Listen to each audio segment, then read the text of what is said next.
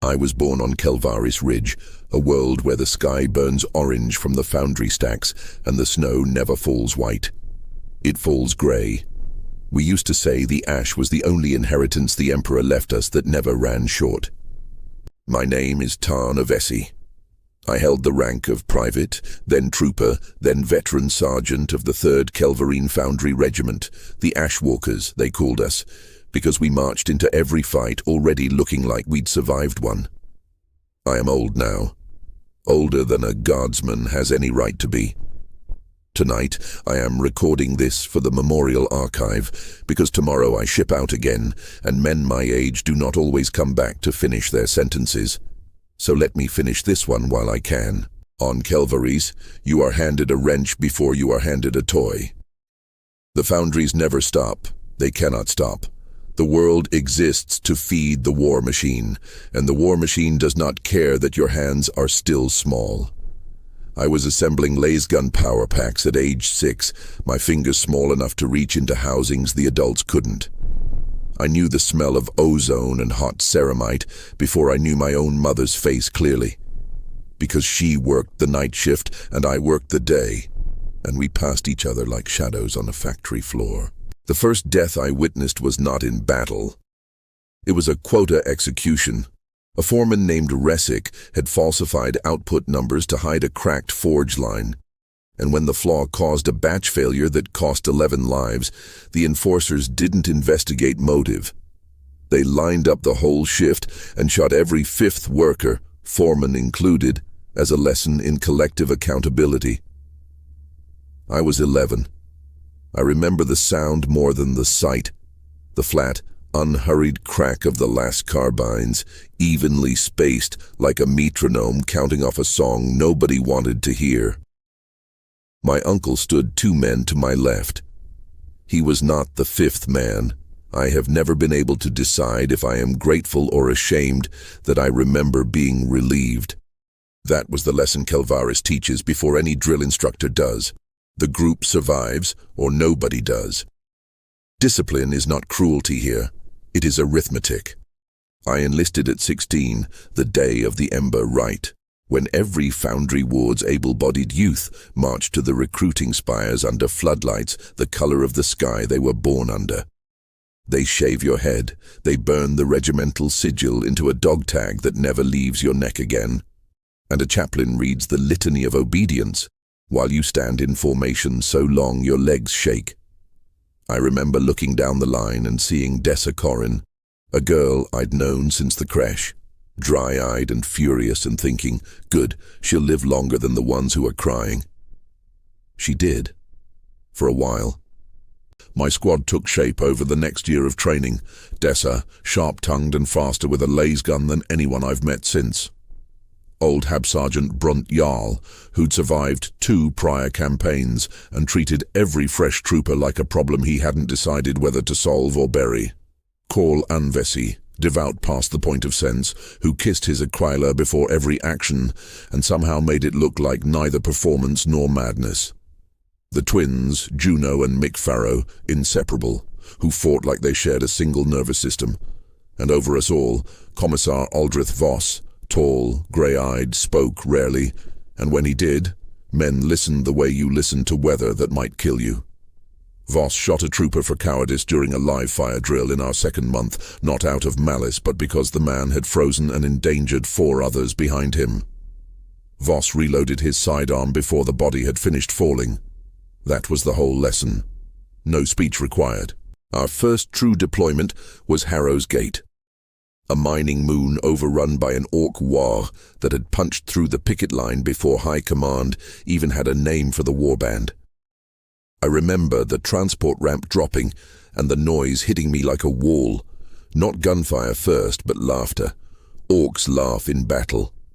It is the worst sound in the galaxy because it means they are enjoying themselves while you are dying.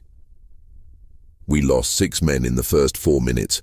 I put my first kill down at maybe 30 meters, center mass, and I don't remember pulling the trigger so much as I remember the recoil already finished by the time I understood what I'd done.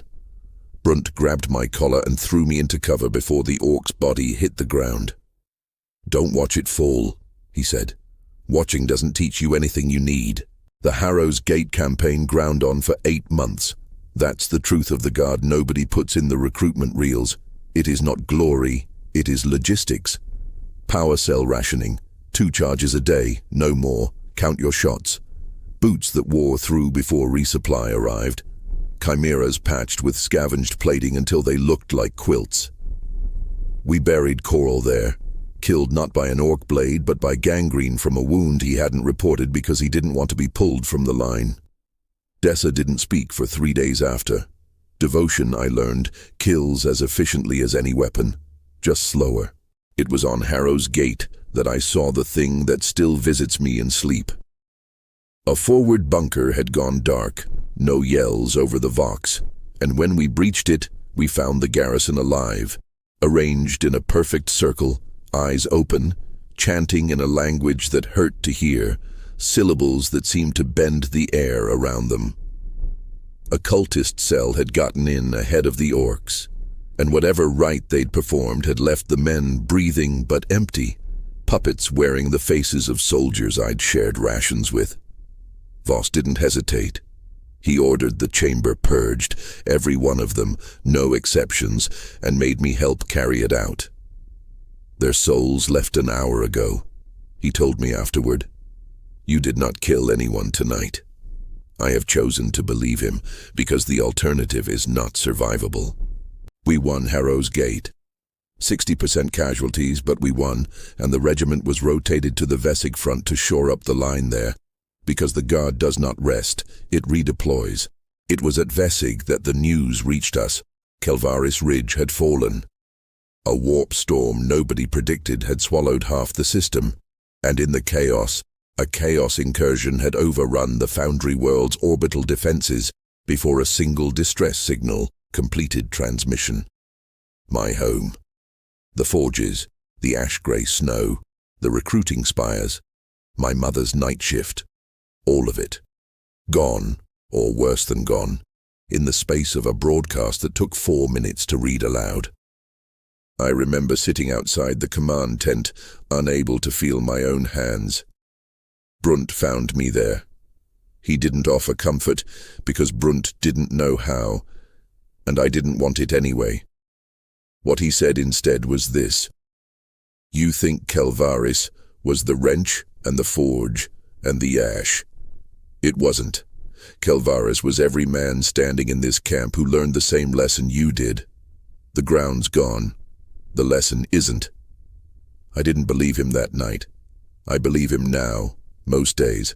Dessa died 2 campaigns later, on a nameless rockcrete world I won't name because the name doesn't matter to this story. What matters is she went holding the line so 3 squads behind her could withdraw, and she did not ask permission first. Juno Farrow lost Mick the same season and stopped answering to Juno afterward, insisted on being called by the surname alone, as though half a name was all that was left to carry. Brunt made it further than any of us expected, and died an old man's death eventually in a field hospital, complaining about the food. I was there.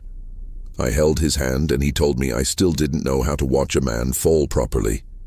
He was probably right. By then I had the rank and the scars to go with it, Veteran Sergeant Oversea, training the newest intake, most of them not even from Kelvaris stock anymore, just conscripts and volunteers pulled from a dozen worlds to fill a roster that never stays full. I do not teach them about the ash-grey snow, they will never see it. I teach them the arithmetic instead. The group survives, or nobody does. I teach them not to watch the fall. I teach them that devotion without discipline gets you killed slower than cowardice, but just as dead. Tomorrow I ship out one more time. My hands shake now when they didn't used to, and the cold gets into the joints faster than it did on Kelvaris, though there's no ash fall here to blame it on. I have buried more names than I have kept, and I have carried a commissar's bullet logic in my chest for longer than most men carry a heartbeat. But I am not finished. None of us are finished.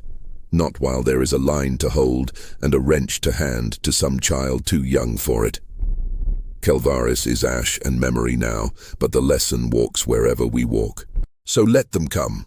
Orks, cultists, demons, whatever the dark sends next. I have buried friends enough to know exactly what it costs, and I am marching out anyway, because that is the whole of the vow. The forge is fallen. The line is not.